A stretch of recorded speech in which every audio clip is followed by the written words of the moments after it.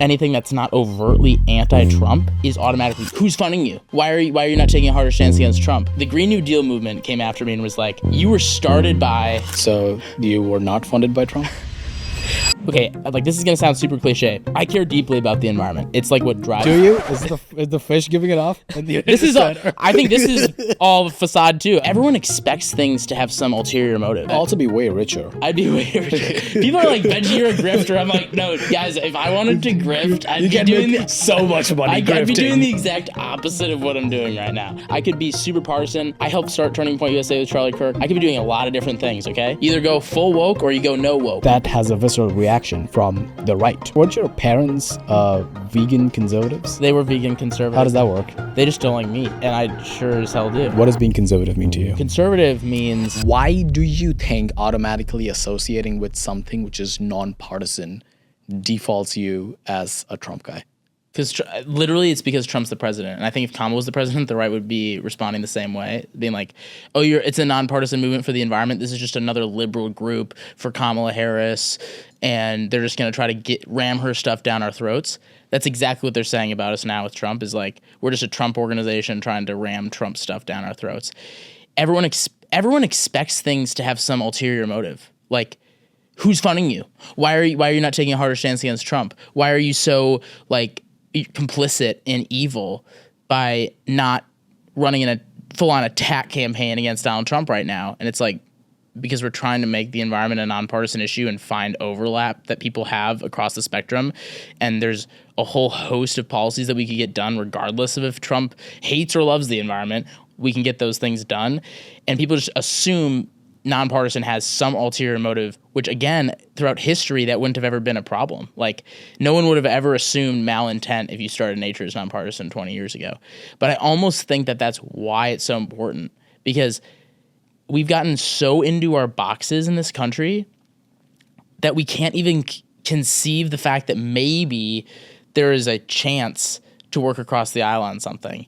And Van Jones, who worked with Donald Trump on a big criminal justice reform policy, said that his worst years of his entire life were when he got that done, because he was constantly being attacked for being a Trump grifter, for being bought out by Trump, for being Uncle Tom, being racist towards himself, all this stuff, just because he was working with Donald Trump. And it's happening again with me on the environment, on steroids, I think. I mean, the things people are saying are just the weirdest conspiracies that the Green New Deal movement came after me and was like, you were started by the Trump administration. They asked you to create an organization to greenwash Trump's bad environmental policies so that he could ruin our environment. And you're the face of that so he can get away with it. And I'm like, what? Like, where does this even come from? I mean, it's remarkable how crazy people are right now. I will let you set the cards straight. So you were not funded by Trump? I don't know the Trumps, okay? Yeah. So if they asked me to start this, I was sleeping. I've never met them. You'll also be way richer. I'd be way richer. People are like, Benji, you're a grifter. I'm like, no, guys, if I wanted to grift, I'd be doing so much money. I'd be doing the exact opposite of what I'm doing right now. This is the opposite of grifting. This is gonna sound super cliche.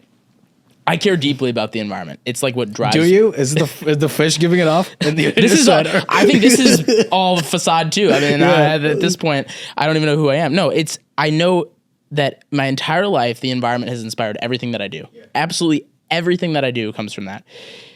And I hate how polarizing it is. Yeah. That's my motive. That is 100% the motive. And the environment shouldn't be partisan. People are like, oh, well, it is. Okay, well, it shouldn't be. That's why I'm trying to go out there and change it.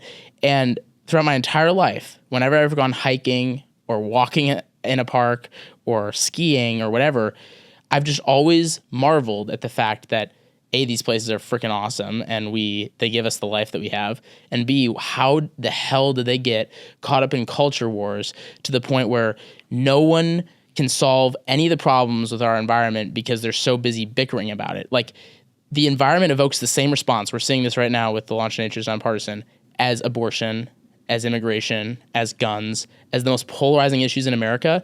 It's the same visceral reaction. It's the same like hatred towards each other. If you say climate change or the environment on the right, people go nuts. They think of Bernie Sanders and AOC and socialism.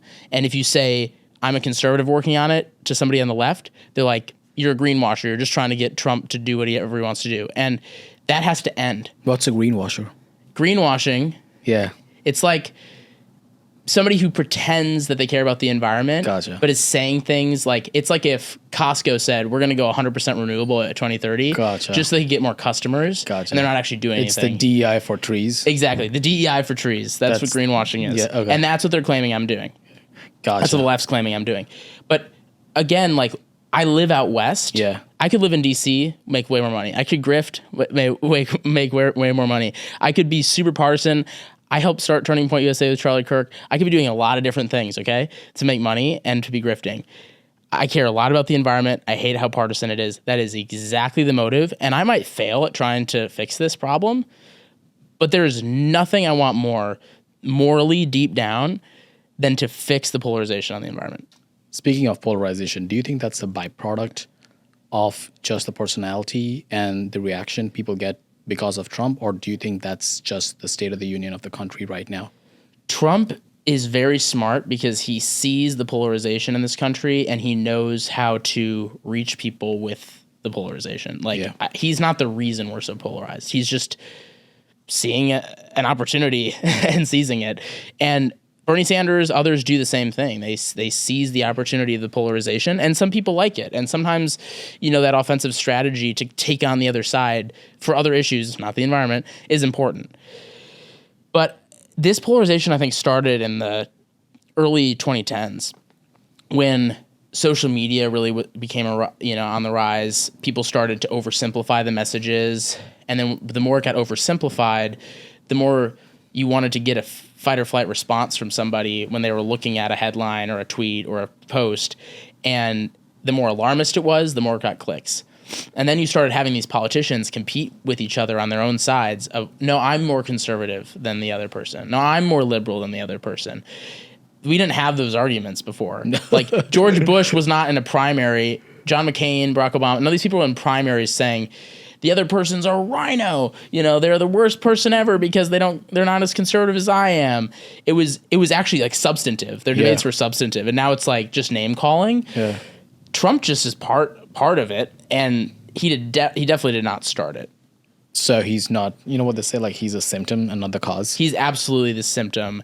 He's not the cause of the problem. And people get so frustrated on the left about Trump undoing environmental regulations, but the right was equally frustrated when like the Green New Deal sort of policies were being proposed by Biden and his team.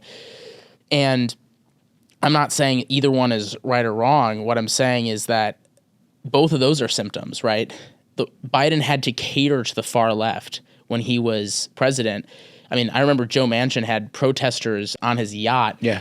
The only house he has, by the way. And they were blocking him from going home after voting on the river because he was not taking climate change seriously enough as a Democrat. And that sort of thing is prevalent on all sides of the aisle on this. And it really just speaks to the fact that it's not at this point about solving problems. It's about who can be the most radical on both sides. And then those people get in office and they're like, oh, wait, what do we do now? We just out-radicalized each other and we won, and that's actually not what Americans want. It's what our primary voters want. And, when Trump or Bernie Sanders or Joe Biden take advantage of that, they're just perpetuating the problem, but they're not causing it. Let's stay on greenwashing for a second, because I love... A new term for you. I know, I love learning new words. A great new day for me. So greenwashing basically means, like I said, DEI for nature and trees. And I think it's important to stay on that because the skepticism which people on right have for all things environmentalism stems from that feeling, which is just like corporations leaned into all things culture wars, DEI, hiring insert minority just to look good for their shareholders. They want to do that same thing for environment. So no one actually gives a shit about the turtle choking on the six-pack cover. So that has a visceral reaction from the right because they have been, and I would say rightly, skeptical of corporations leaning into all things ESG. culture wars, ESG. So what say you to that? Well, I think that skepticism is very real. I mean, I had a call with, I had a bunch of calls with the CEO of a major automotive company in the United States, and they were talking about how they were announcing the 100% EV mandate that they were going to have internally as a company that they were marketing to the public. We're going 100% EV. As a journalist, I wouldn't be doing my job if I didn't push you to tell me who that was. Was it GE? Was it? No, it was. I can't tell you who it was. Also, to clarify, GE's not a automotive company, but it was a major automotive company out of Detroit, Michigan. And they came out with this 100% EV mandate internally. We're going to be 100% EV by 2030. Okay. And I asked them, how do you think you're going to get there? And they told me, we probably can't. It's just a marketing thing. Okay. This was in 2022. Yeah. That person probably knew that they wouldn't be there in 2030 to have to deal with the ramifications of not making that goal happen. And no one would ever remember that they made this up 8 years earlier so they could sell more cars. And now that same company, all the companies, so I'm not outing them specifically, but all the companies can't sell their EVs because the demand isn't there for it to be 100%. They over committed to it, but they never were going to get 100%. That was nobody ever thought that was feasible, yet they all claimed they were going to do it. Where do you think that comes from? Play. That play comes from knowing that I think unfortunately, companies are now marketing like politicians. Yeah. The more simple it is, the more sexy it is, and the more people are going to buy it. And they don't really care if it's actually true. And politicians are the same way. And corporations are doing the same thing. We're going to be 100% carbon neutral by 2050. No idea how to get there, but I'm going to say it. And I might be dead by 2050, so I won't have to deal with it. I was in a meeting this week where finally one of the CEOs of one of the big financial institutions at an event in New York was saying, shame on us for pretending that we were going to get to these goals while we knew blatantly that we were never going to get there. And that was a very unpopular thing to say in the room that I was in. But that's true. All these companies, it wasn't just the automotive company. All these companies in America made these false claims. Now, interestingly enough, the right doesn't like that, but the left doesn't like that either. Because the people on the left who care about the environment saw through that too. They're like, this is BS. They have no way of getting there. Why are they lying to us? So greenwashing is actually a very popular term for the right and the left in a frustration of politicians and corporations making up these blatant lies just so they can get elected or get more sales and oversimplify some environmental goals that they'll never reach. What do you think the vibe is right now regarding corporations leaning into all of that? Because I can make a really cogent argument about how all of that energy has shifted away to just being bottom line oriented because of Trump circa November. And now no one actually has to pretend to be the company with the rainbow flag on their logo or whatever. What do you think that energy, do you think that energy has changed? Oh, 100%. They've completely removed any, social justice, climate change stuff from any of their marketing materials. And I would say that this is also a symptom of this back and forth politically that we have, because I don't think it should be all or nothing. Like, I do think a company has a moral obligation to not destroy the planet. Like, does that mean they have to lie about being 100% EV by X date? No. Does that mean they have to lie about being carbon neutral by 2050? No. But does that mean they can't also take positive steps in the right direction? Like, if capitalism is going to work long term, it also has to be morally sound. Like, we can't just destroy the planet. It's not just morally sound, it has to be sustainable. Sustainable, right. It has to be conscious, it has to be thoughtful. Like, we aren't just trying to extract the earth for the next 5 years and then make our sales numbers and then we all die. Like, I mean, I'm over exaggerating, but that's not the point of a company. It needs to exist for decades and centuries. And we have an obligation to make sure that we're doing things in a smart way. But that doesn't mean you make lies up, and it also doesn't mean you don't do anything. And should companies be discriminating against gay people? No. Should companies be discriminating against women? No. Should companies be discriminating against, minorities? No. But do they need to cater to it to the point where they're being woke? Also no. And I think that middle ground, no company is really willing to find because it doesn't fit the narrative. You either go full woke or you go no woke, right? That's basically the option.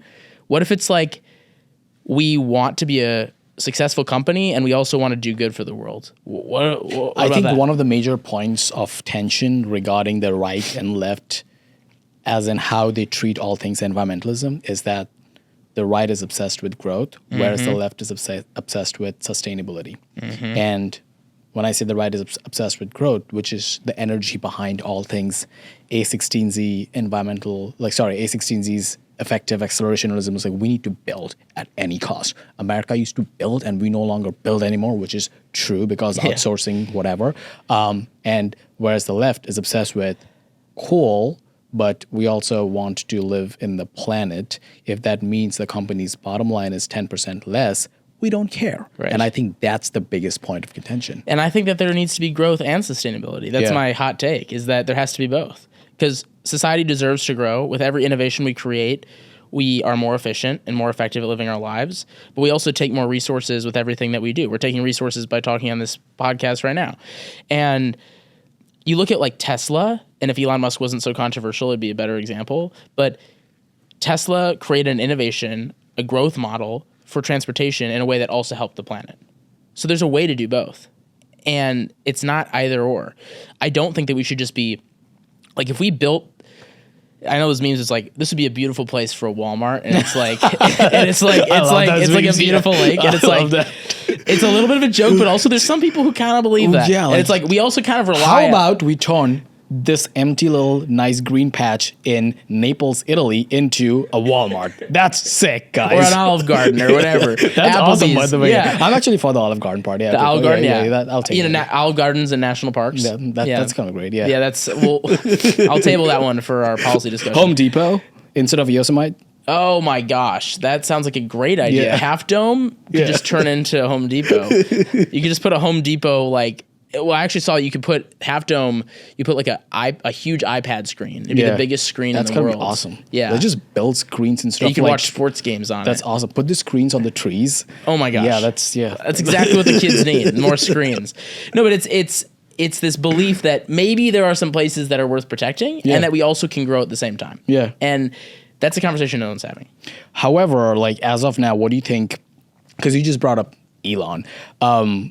The problem which we are having as a culture writ large, capital C culture, is that anyone and everyone who wants to associate with environmentalism has to also pass the litmus test of being that guy and not eating bugs. Correct, that guy. So like we have like decided what the archetype is for the environment guy or the tree hugger. Like, is he allowed to wear a sweater with fish and also be conservative?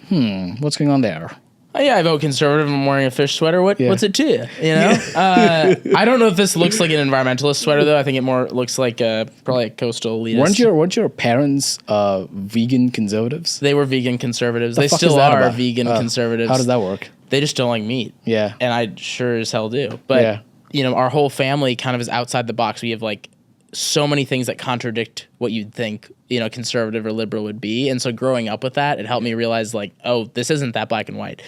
And for me, an environmentalist is somebody who cares about the environment. That's it. It's not about eating bugs or being a tree hugger or driving a Prius. It is somebody who cares about the environment a lot, who loves to recreate in it. Could be hunting, fishing, very conservative leaning activities. Could be hiking, running, walking, kayaking, like anything outside where that is a passion for you, you're an environmentalist. And that looks different. Like some of the most rural, hardcore Americans are environmentalists in my eyes. They love spending all their weekends out hunting and fishing in rural America. And the people in Seattle wearing Patagonia quarter zips who love hiking on the weekends and driving up in their Subarus, also environmentalists. But they just have a different motive for caring, but they still want the same things, right? If I'm a hunter in Wisconsin where I grew up, I might go and be on the farm every day taking care of my cows and taking care of my family and putting food on our tables and America's tables. But on the weekends, I'm going out into the woods.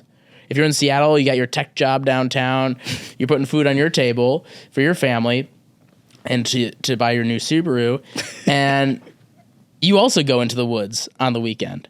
And in America, we used to have that reality that was actually the same. in 1990, 80% of Americans self-identified as environmentalists. 80%. That's a lot of conservatives and a lot of liberals right there. And today it's 38%. Because the archetype of an environmentalist is a specific type of person. So let's be specific there. The archetype which gets attributed to being an environmentalist is that of eats bugs, doesn't take a shower, natural deodorant. I think there's kind of two. Let's go through it. Yeah. There's the elitist environmentalist, and then there's like the hippie environmentalist. What's the elitist environmentalist? The elitist environmentalist is a Patagonia wearing, clean shaven, clean cut person, drives a brand new Subaru, and spends a lot of money at REI, and goes into the mountains with really expensive gear and takes a lot of pictures. Yeah. And then the hippie is like at peace with the earth. They're vegan. They live off the grid. They don't buy anything new. They eat bugs, and they are zen, except for when they disagree with somebody.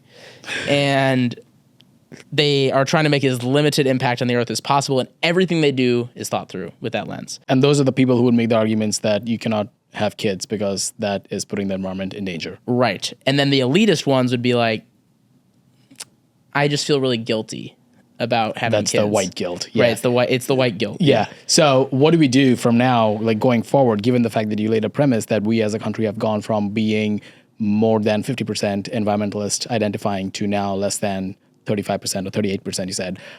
So given the fact that as a nation, we identify people and their politics based on what archetype and the box they fit in, how do we break through that? I think it's remembering that I think words have broken America. Like it's amazing how many words evoke a negative reaction, and I think we need to start thinking deeper than the initial reaction that we get when we hear the words. I mean, look at energy abundance. Like this, there's this agenda that Ezra Klein, a liberal, came up with about like a more abundance, and now that's coded as a liberal word. Whereas like 5 years ago, if you said abundance on the right, people would be like, yeah, that's a great idea. And now abundance is suddenly a bad word. Like you can't even use the word anymore. Just to give some context, you're talking about the book which Ezra Klein and Derek Thompson wrote. It's called Abundance, and it's being prescribed as the solution for Democrats and liberals to actually not just say orange men bad, but actually be prognostic and look within that. Why are Democrats no longer the party of working class? Right. You have to ask yourself, if all the people from California and New York are living from Florida, and places like Florida and Texas are the places where sustainability and YIMBYism is thriving, what went wrong in blue cities? Which I think is a good question. It is a good question to ask. However, the problem is if the term and the nomenclature abundance gets attributed to that of being a Democrat and a capital D Democrat, then it's problematic instead of just being a solution for America and the fact that America needs to build more. I think, yeah, exactly. And I think that I think to get out of this mindset of like every word that the one side says that we don't like the other side, so now that word's bad mindset, getting out of that, we have to realize that one side does not have a monopoly of good ideas. Yeah. Like the left, like Ezra Klein in that book, even if a conservative thought he was 20% right, 80% wrong, that's still 20% that you should acknowledge is a good idea, and find that overlap. Like that used to happen in this country, and now it doesn't. So I think it's understanding that if somebody's 100% conservative or 100% liberal, they probably aren't thinking for themselves. They're not thinking outside their own little echo chamber, because why should we all think the same exact way on one side or the same exact way on the other side? And why is there an incentive to be so, if you're not 100% in this box, you're against me. Or if you're not 100% in this box, you're against me. I think that right now is being played out regarding all the free speech battles. Totally. That we are seeing right now, which is, if you ask me like what are my personal politics, free speech and like civil libertarianism is probably at the top of it. And I'm referring to obviously everything that is going around immigrations and deportations and free speech and all of that stuff. But to your point, there are a lot of conservatives who are having trouble actually standing up for, hey, we are kind of in a slippery slope. By the way, it's also true that during COVID, the liberals exploited their own slippery slope. And now the right is doing the same thing, just in a different vertical. And yes, you can make the argument that someone who wasn't born here or a student on a visa might not have the same rights, what have you. However, how you treat the fundamental principle of free speech and the basic American ethos, and in your case, we're talking about environmentalism, that is actually way more important than which party line you're going to toe. Right. Stay true to your values, not somebody else's values. Like, just because Donald Trump says it doesn't mean it's right. Just because AOC says it doesn't mean it's right, even if you like those people. And, I mean, it's so backwards to think on the left every regulation is good, right? Trump does a regulation, automatically it's like, this is an attack on America. But also not every regulation is bad. And so for the right to be like, we just need to undo every regulation possible because the left is trying to take control of our lives. It's like, there's a balance here that no one's willing to strike because it's all or nothing. And I just fear that that will drive our country into the ground, because when it is all or nothing, we get this back and forth where no progress gets made because we're just constantly undoing and redoing the same things that we've done in the past just to oppose the other side, instead of thinking about what needs to actually be tweaked to be better and what improvements could we make, and looking at things case by case. And both, like, it's like, think about the scores. It's like 100% conservative is like a good thing for an election now. You have to be 100% conservative. So you're saying that we all are supposed to believe the exact same things and agree 100% of the time for us to want to vote for you? We all have different lived experiences. We all live in different places. We all are affected by government and politics completely differently. How in the hell are we supposed to all have the same exact beliefs or two beliefs? That's completely backwards. I mean, I'm not saying that we should have a 8-party system, but there's countries that are like the size of many of our states that have 8-party systems of people who are split into eighths of what they believe because there's so many different beliefs. We're a country of hundreds of millions of people, and we put ourselves into two camps. And if you're not 100% in one or 100% in the other, you are evil. That's not how the real world works. And that false illusion of choice between all one or all the other is going to doom this country. Our founding fathers warned against it, about not being caught up in that. And we are dangerously close to being so partisan and so unwilling to acknowledge that maybe something outside of our echo chamber is right, that the more we drive ourselves apart and the more radical the policies become, the more crazy they become. And we drive ourselves to authoritarianism on one end or communism on the other end. And we need to get out of that mindset so badly. I know of you, and I don't know how you're going to react to it. Like, the label for you is Benji Backer is a conservative environmentalist. Yep. You are the son of two parents who are vegan conservatives. Yep. What does being conservative mean to you? Do I look like the son of two vegans? The fish is not helping that. I'm probably not helping my cause. What does an environmentalist mean to me? No, conservative. Conservative means to me a belief that individual freedom is the best solution to most problems, that the individual can make the best decision for themselves when they're given the chance to do so, that our country, which was founded by capitalism and innovation and democracy, the innovation that human ingenuity provides will solve most problems. I believe that America is the best country in the world because we have those principles, and that, yes, every capitalist invention and every innovation that we create has more trade-offs that we have to solve for, like more problems that we need to solve for, but that we as individuals will solve them better than the government ever will. Does that mean that we'd have no government? No. It means we have sensible, limited government that's involving itself when it's necessary. That's what conservative means to me. And it's a belief that the government should stay out of our lives unless it's providing guardrails for the country to survive on a track that, there have to be some guardrails. You can't just dump toxic chemicals into the river, and you can't just shoot somebody on the street.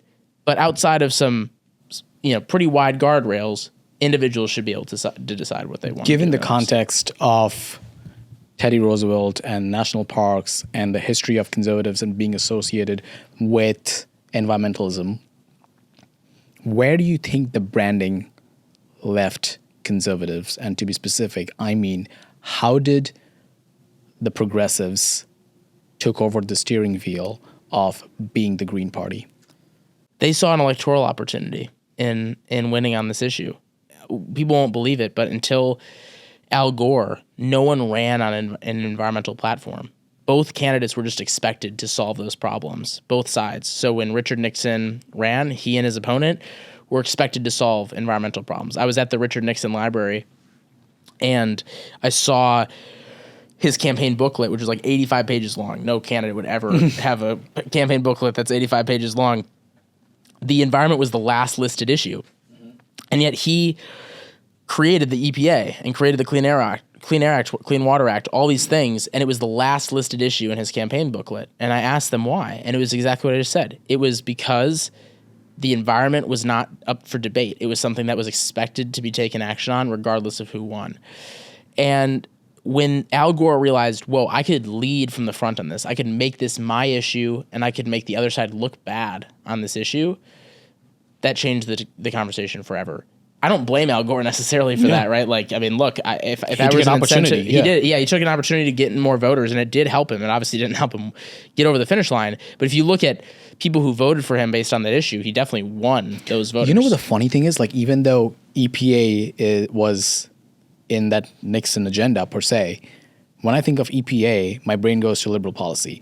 When I think of EPA, and all things environmental policy, which were in the late 1970s, I want to say, which caused, like when you think of California, back in the day, California was is that smog or is that a cloud? And now California is not that. Right. And that happened in my head because of EPA and liberal policies, even though Nixon was the one who birthed it. Yeah, Republicans are the ones who solved the ozone problem and solved the smog problem and all those things. And it really goes back to this back and forth that is all or nothing that American politics has been ruined by. The left makes the EPA out to be a political weapon by saying we're going to overregulate everything in the American economy to have no environmental impact whatsoever. Totally unrealistic and totally bad for the economy. But then the right's like, we're going to undo absolutely everything and just let people do what they want. And there's a middle ground between those two that's important. And that used to be struck. And that's why the EPA was so effective for like 30 years, was because no matter if it was a Republican or a Democrat, they were finding a way to make it work for the economy and a way for it to work for the environment.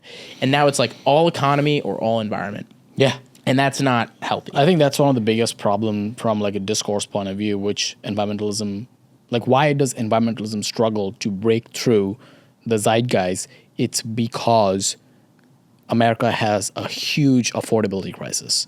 And once again, just from a basic Maslow's hierarchy, if you can't put food on your table, you're not going to give a shit about the environment. Right. Why should you? Right. Like, I can't feed my kid. I don't give a shit if trees are getting chopped the fuck down. Right. Yeah, you're trying to just get to the end of each day. You're not trying to worry about it. And in previous generations and previous decades, environmentalism used to work for everyone. It used to benefit everybody's life. It wasn't overregulation, but it also was making sure that our air was cleaner and our water was cleaner and people's communities were healthier. And so if you were just struggling to put food on your table, you were like, oh, wow, these are positive benefits happening around me for the environment. That's great. I don't have to breathe in smog every day. Now it's like you need to replace your gas stove. You need to put different energy sources on your house roof instead of using the gas from the grid. Now you have to have solar on your roof. And all these big lifestyle changes that people can't afford to make, not just from a cost perspective, but also from a time perspective and from an energy perspective of like the end of the day, that's not what they're thinking about. But that also means that this doesn't matter. And I think my fear with conservatives is that conservatives have been so burned by this issue and hate the left so much on this issue that they don't even want to touch it now. They don't even want to think about it. It's so low on the priority list. And I'm not trying to be like a dramatic environmentalist in saying this, but we don't just have an endless resource planet. Like, we don't just have endless resources. We don't have endless land. We don't have endless wildlife. And we all rely on that to survive. Like, the butterfly effect is sort of real. Like, when you cut down the entire rainforest, that will impact us. Like, it might seem like it's on a different continent, but we rely on that for so much of the life and the air that we breathe and so much of the resources that we have on this earth that we all use every single day. When we cut down forests or whatever, it all has an impact on us. So we've been so burned as conservatives that we've forgotten that the environment is an important thing. Maybe it's not something that we need to overregulate and strangle people's lives over, but that doesn't mean we just forget about it altogether. And that's why I'm trying to build a nonpartisan environmental movement, because it's not about one side or the other having the best ideas. It's not about overregulation or underregulation. It's about finding a sensible way forward in a way that works for people and also works for the environment. And neither side has gotten it right. And the right hates when I criticize them over their horrible environmental record. And the left hates me when I criticize their horrible environmental record. But they both have sucked, and neither one is actually producing results. They're just trying to win elections over it, and they've completely forgotten the plot. And the right's completely forgotten the plot on it too. You know who are like, I was genuinely shocked when I realized how much environment can be someone's identity. Yeah. And I realized that when I met my now girlfriend, who is French, who is from France, anytime I talk to her about Trump, her first reaction isn't free speech, race, this and that. Her first reaction is that he hates the planet. And I never knew what it, like, because I don't identify as someone who is rah-rah about the environment, because that's not me. But at the same time, and I actually genuinely asked her a question, like what's this about? And I don't know if because she's an European or Europeans think that way, they are super just keeping status quo regarding environment and letting society be. And it's really easy to point at the caricatures of weird French protests of topless women with shit written on their chest, and it's anti-Trump to some extent. But I don't get it as a person. Like, why should someone protest for environment on the streets of France? I'm just trying to empathize and understand. Can you explain that to me? Well, I do think a lot of the protests have been over-exaggerated. Like, chopping down a tree isn't going to kill the planet. And, a lot of times, like in Boston, there was this huge protest over a single tree that was getting chopped down for a development. And it's like, that's not necessary. Blocking traffic because fossil fuel companies are burning the planet to the ground, that's not anything close to real. Like, the world's not ending in 5 years. You don't need to block traffic and screw up everyone's day just to save the planet. We're not in that dire of a situation. And so people see that and they're like, I don't want to be a part of that at all. Right. That's the reaction. And also if things are that bad, then we have no chance to solve it. So I might as well just give up anyways, if you do care. The reality is we do have real environmental challenges. And what we really should be doing is, there's $10 billion in the US that's spent every single year on NGOs in the environmental space. $10 billion a year. And they aren't doing anything right on aggregate. They all are advocating for radical policies that don't actually happen, or when they do, just ruin everyone's life. I think that's the issue, because people realize that environmentalism, and in this case, those $10 billion is a Trojan horse for either incompetence or liberalism. Right. And so you can look at that and say, that's a Trojan horse and a way for liberals to get more power. Or you can say, that's a Trojan horse, but there should be a proposal about a better path forward that no one's talking about. And that's what I'm trying to say. Like, we spend almost $1 trillion a year annually in this country on forest fire damage to communities that have burned down, to forests that have burned down, and all the companies that struggle with that. There's so many different problems with forest fires. We spend trillions of dollars on natural disasters and the damage that they cause to our communities. We spend so much money, protecting these public lands and other things that get destroyed because we weren't managing them correctly. We have a complete imbalance in our wildlife population to the point where it's affecting us as humans, and farmers and ranchers can't take care of their properties because there's too many predators eating all their animals. Like, there's all these real environmental challenges that we have, and no one's proposing real solutions to them. It's like Green New Deal or doing nothing. And neither one of those are helpful philosophies. So yeah, you can say it's a Trojan horse, but if you don't have an alternative to that, the environment continues to get worse and the policies continue to get more radical. And then the next time that the left's in office, they're just going to keep going down a path that you don't like because you weren't part of the process. And so that's what we're trying to convince conservatives. Like, hey, work with liberals, work across the aisle to solve this challenge that we all share. Because no, the world's not ending tomorrow. But yes, we have some serious challenges. And unless we solve them together in a way that works, if Kamala's president or if Trump's president, we're all worse off. This is one of those issues where we are literally all worse off. If free speech doesn't get any better on Harvard's campus, I'm not any worse off in Arizona. I'm not affected by that, really. What I am affected by, and what that person in Harvard's affected by, and what we're both affected by, the whole world's affected by, is if we don't have a planet to live on. And I hate to be dramatic about Alarmist. that, but I'm just saying it's something that we share. So why not share the solutions? So I think, to be brutally honest and arguably nihilist, I don't see any conservative over 50 leaning into anything environmentalist. And the reason is all things archetype and just word association. You think of environmentalism, you think of people who are throwing eggs at a museum or people who block traffic and make your day worse. So from just like a political consulting standpoint, no one wants to be in a miles distance to all of that. However, it is a fact, which is being pro-environment and giving a shit about the planet is one of the leading things which this new generation, call it Gen Z and under, gives a shit about. So I think it's a generational issue less than a partisan issue. I think that it's both, because the younger generation even overwhelmingly believes in climate change. I mean, over 90% of Gen Z believes in climate change. And sorry, pause. Do you think that's like an actual sentiment, or do you think that has just happened because the whole life of young people have always been marred by one crisis after another, and they automatically associate with climate change? It's gonna ruin everything. I don't think Gen Z is alarmist about it ruining everything, though. I think it's a real belief. I think the science is undeniable that we are having an impact on the temperature of this planet. Are we gonna all die in 25 years? No. But the temperature rise is associated with human activity. And I think young people do understand that that's true. Now, maybe the numbers are inflated because we learn about it so much and because we've been given one point of view. But the science is pretty undeniable. If you take away the politicization of the issue, it's still undeniable that climate change is real. And it's just not as bad as what the alarmists have made us think it is. So I think there's a generational difference, because I also want to separate. There's climate change and then there's also environmental progress. Those are two different things. They have a lot of overlap, but restoring your public lands or protecting the forest or whatever, those are not directly only tied to climate change. Those are just environmental problems that we need to solve. So I think climate change is probably a generational problem.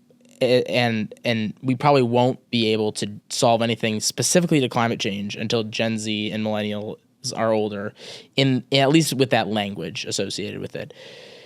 But older generations were alive during the time when environmental issues were nonpartisan. They were alive when Richard Nixon created the EPA. They were alive when Republicans and Democrats worked together on this. I think that we can reinstill the nonpartisan environmental movement of America's past. I think that the older generation is a really important part of that. And I think it's not about climate change, though. It's about nature. It's about conservation. It's about recreating in the outdoors. It's about being a steward of the land so that we give our kids and grandkids a better generation and a healthy environment for future generations in a way that we were given. That's the sort of mindset that they can have. So I don't think that we should write those people off. I've never met more passionate environmentalists than a 75-year-old conservative who spent their entire life recreating in the outdoors, hunting and fishing. They love the environment more than anybody else, and they should be a part of this conversation. And one by one, we are going to convince Americans that they are meant to be in the environmental conversation. Because if you're a 75-year-old hunter or you're a 20-year-old climate activist, you want a better planet for future generations, and we have to tap into that. I think that's why it's such a shame that whatever happened to Elon Musk happened, is because he could have been such a strong proponent, and I think is a proponent of all things capitalism and building company and making shit ton of money, and at the same time also not only giving a shit about the environment, but also building capital and tangible goods around it, which makes the environment better. Yes. So like I get a little sad to think about like that's the state of the affair, given like Elon is who he is. I'm not saying that as a pejorative, but the point I'm trying to make is that he is flammable and toxic in terms of that people think of Elon, they don't think of the guy who's trying to help the environment, they think of MAGA. When we did a poll in 2020, young Gen Zers, their favorite climate activist or climate leader was Elon Musk. That's so funny. He had like a 95% approval rating with Gen Z over climate change. And Greta was at like 38%, for example. That is bonkers. I'm sure that number is very different now. Yeah. But the reason why they looked up to him was because he believed in climate change and he believed in environmental protection, but he also was doing something about it and innovating to help solve it. I think that's a replicable model, but I do think he screwed it up because especially with Doge, he could have been like, hey, I'm going to cut unnecessary government waste. But what I also want to assert is the fact that innovation is going to help solve some of these environmental challenges. And we're going to make the EPA and the Department of the Interior and all these environment adjacent parts of the U.S. government more effective at solving environmental challenges, not defunding them and undoing everything. We're going to make them more efficient. We're going to make them more effective. And here's how. And instead it was just like, we're going to clean cut these departments. And now people will see him, whether he likes it or not, as anti-environment for a very long time, even though he'll assert that he's done more for the planet than any one individual has done, which is probably true in terms of emissions decreasing from electric vehicles that he's created. He still had an opportunity to take that to the next level. And instead he backtracked. And I think, for the rest of his life, he'll have to figure out if he wants to be known as somebody who is dedicated to the environment or not. And I would love to work with him, but he lost a lot of that ground that he had. I mean, America looked up to him as an environmental champion. I think that's the issue with archetype association, because I think Elon fell for EPA equals liberalism, equals progressivism, equals government fad, bad, / gone. Yes. Not thinking the fact that EPA was single-handedly responsible for 1970s, like I said, like California. Oh, is it a smog? Is it a cloud? No. Like EPA gave a shit about that, and that had tangible effects. And here's my fear. The EPA did need to be reformed. It did need to be streamlined. It did need to become more efficient. But you know what's going to happen if they don't fix this over the next 3.5 years? If you just cut without thinking about it, that's going to work until the next Democrat's in office. And they're going to overreact the other way. Oh, yeah. And it's just going to become just as big or worse than it was before. It's going to be just as bureaucratic or worse than it was before. And he and the Trump administration, I guess there's still 3.5 years left, so let's see where things go, had a chance to rebuild it better than it was before, to say, hey, the left wasn't willing to do this and recreate the EPA in a more effective way, so we're going to do it instead. Instead, they just slashed it without thought. And again, it's not over. There's 3.5 years left. But I think if the Trump administration doesn't come out with a more environmental agenda that is like making the EPA better, making our public lands better, funding our national parks in a sensible way, taking care of forest fires, tackling some of these environmental challenges, the left is going to overreact and make a huge stand against what the Trump administration did, and we're going to be right back where we started. And I would rather collaborate, and this is where I'm getting a lot of heat, I'd rather take a lot of the left of center groups, work with them, with right of center groups, and come up with a plan for the White House to say, there's a better middle ground here. In the midst of cutting everything down and slashing the government, you can rebuild it in a more effective way. And there's actually a lot of left of center environmental NGOs who are saying, yeah, we probably should have done this a long time ago, and we want to be a part of the process. And of course, the Trump administration and Republicans are skeptical of that because they don't trust these groups. But I do think there's a middle ground here, and somebody's got to have the balls to say, I don't want this polarizing Green New Deal mindset that we could get in 4 years if we don't do anything. But I also don't want to do nothing. And until that changes, which is what we're trying to change at Nature's Nonpartisan, we're all going to be worse off. When the policies are cut the government and cut the EPA and don't care about water quality, don't care about air quality, don't care about any of these things, we're worse off. And when an AOC type person comes in and says, we're just going to overregulate everything and no one's going to be able to do business in this country, we're also worse off. So someone's got to come in there and say, We're stopping the madness. We're going to come up with a way that works for the rational 80% of Americans like we used to. The environment will be protected and the economy will too. Point blank. Everyone else can go pound sand. Pound sand, that's awesome. From like a branding point of view, if you pay attention to AOC, she hasn't talked a lot about environmentalism. She has been on this oligarchy tour with Bernie Sanders. They're talking about all things economy, free speech, immigration, all of the above. So, and I don't want to say smart in a way that it was smart for her to let go of environmentalism. She was tactical about and like politically savvy regarding what works. Because what she did back in the day was like the blame against her and Green New Deal was that this is a Trojan horse for BS progressive policies. And I would argue that I fall in that camp too. Sure. I think what, and this is once again, probably a nihilistic sentiment, what the right can do is that use economic progressivism and making sure that America gets rebuilt and slide in environmentalism, because once again, they will keep facing that branding challenge. Absolutely. I mean, AOC was smart about that, but there's two reasons why she backed away. One, everyone knows where she stands. Yeah. So that like everyone, the whole that's how she got her name ID. Yeah. So no one's forgotten that she believes in the Green New Deal. But second, she hasn't stopped supporting those policies. Like it's not like she's shying away from that. Yeah. So we all know that that's the approach. And this is what I'm trying to tell conservatives is that, again, if you don't come up with a better middle of the road pathway that actually a lot of Democrats would support. A lot of Democrats did not like the Green New Deal. A lot of Democrats don't want socialism on the environment. They don't want a Trojan horse. They just want sensible solutions.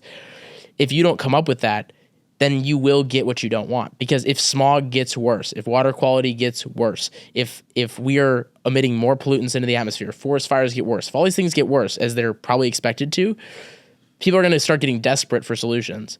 And who's going to be standing there but only one side and an extreme part of one side with the solutions? And I go around the country constantly. I mean, I'm all over the West and the Midwest. We are actively impacting our environment all the time. And until we have a more sensible approach, we're going to go down a slippery slope towards a time where we need policies. And the more we go down that slope, the more radical they're going to need to be. And AOC is ready for that moment, right? The Green New Deal is ready to pounce whenever they have an opportunity to go again. And do we want that? No. And I think the vast majority of Americans don't want that. The Green New Deal is not a popular policy proposal, but it will come back. And people don't want to, they think it's out of sight, out of mind. It's not. And I'm not trying to fearmonger around that. I'm also not trying to fearmonger around the fact that environmental problems are getting worse. But we need to have a sensible approach. I wasn't intending to talk about tariffs or the economy, but the reason I want to talk about it is we talked about abundance, right? And I think that's one of the defining issue of our generation is the fact that no one can afford the life our parents did, which is that you can't even think about getting married because you're drowning in student debt and can probably never afford a house.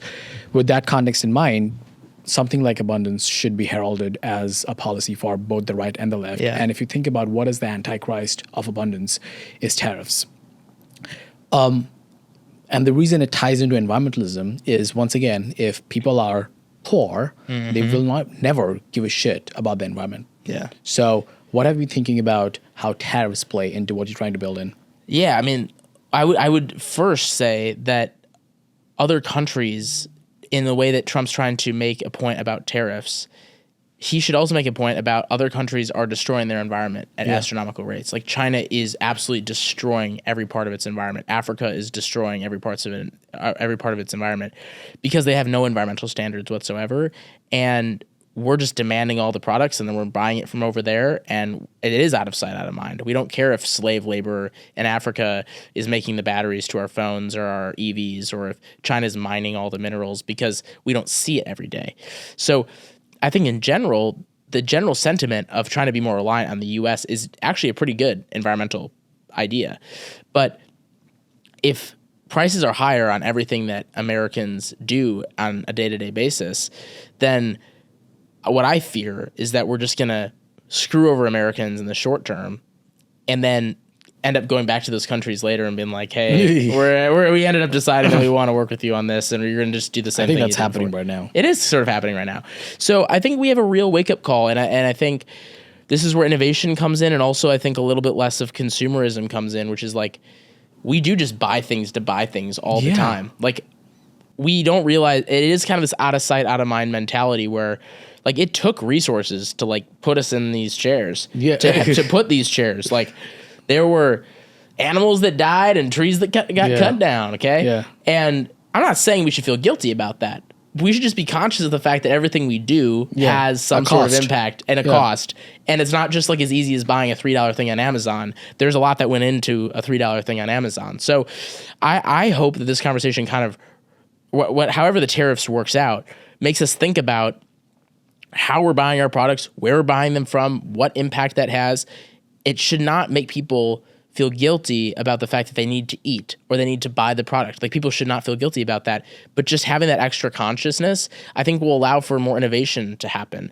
Like, we need entrepreneurs to make the world endlessly more efficient than it is today. We need entrepreneurs to solve for the challenges of, like, making batteries smaller so they use less minerals or whatever it is, just to be more effective and more efficient. And I think the tariff conversation in a roundabout way might have that impact, where people are thinking a little bit more strategically about where they're getting things from and maybe come up with more innovative ideas of being less wasteful. Because we are very wasteful as a species right now. I mean, we're wasting everything. I mean, think of how many single-use things just go into the landfill. I mean, it's remarkable. And all that took resources from the earth to create. And we don't need to just wear a shirt 5 times and throw it out. We don't, like, if we could figure out a way to get to use single-use plastics less in a way that also improves people's day-to-day lives. I don't know what that is, but some smart person could create that. The world would be better off. So I'm hoping that it spurs that sort of mindset, because I feel like when we're talking about consumption, which is super impactful on the environment, there hasn't been a lot of creativity about how we decrease that impact. Last question to you, which is, the meme, return to tradition. Oh, yeah. And the fact that America needs to return to what it used to be. And a lot of people who are pro-tariffs and pro all things America, which I am, cite that as a model. Like, we as a country need to go back to what used to be status quo: family, household, work, get a job, stay in that same job, retire with a Rolex, and that's your life. And that was the ideal, like, America. Is that what you're working towards? That's tough in New York City, man. It's so tough in New York City. You come join me in Wyoming. Yeah. Yeah. You're like, I hate nature. No. But it sounds like your girlfriend would like it. Yeah, she would like it. She's a hippie, full on. If you're listening to this, come to Wyoming and get Sagnik out there. But my question is, I think environmentalism feeds into that vision as well, because even back in the day, America, environment was a big part of it. My question to you is, what is your pitch for the vision of America we should aspire to, and how both economy and the environment should be part of it? America is by far the most beautiful country in the world, the most diverse country in the world in terms of its landscapes. People come to America to see our beauty. They come to see our national parks. They don't just come to New York City. You go to a national park in the summer, it's all international tourists and Americans enjoying all of what America has to offer. It is the best thing for our country to protect our environment and to conserve our environment. It is the most important thing, because we not only have the most beautiful country in the world, we also have the most illustrious resources and diverse resources out of any country in the world. And so we have to manage those properly. We have to protect these places so that our country's economy can thrive. The outdoor industry that we all love to hunt, fish, hike, ski, or maybe like you, just at least look at it on a picture on Instagram, that generates so much economic output, but so does our timber industry, so does our farming community. But there's one common thread that keeps the timber community, the farming community, and national park lovers all on the same page, and that's the fact that we need to leave that better today than it was yesterday. Farmers need to be able to get crops today and tomorrow, not just yesterday. Foresters need to be able to take down trees to provide all the stuff that we use on a day-to-day basis today, just as much as they needed it yesterday. And national parks and tourism need it just as much today as they needed it yesterday. So we cannot deplete the resources that our country has. We not only have a moral obligation, but we also have an economic obligation. If we don't balance those two things, we don't have an economy or we don't have an environment. And if we don't have an environment, we also don't have an economy. So either way, we lose. So what is that other approach that America goes down? Do we reinstill the nonpartisan, non-polarizing, finding sensible solutions for the middle of America approach that we did decades ago? Or do we continue this back and forth and we're all worse off? America has led the world in common sense environmentalism. We've lost our way over the last 20 or 30 years. If we return to that, we all will be better off. We all will be healthier. Our communities will be more resilient. Countries will look to us for leadership. They will rely on us more for resources, and the country will become all that it can be. And we will not do that without putting conservation of the environment at the heart of everything that we do. Benji Backer, thank you. Love you, man.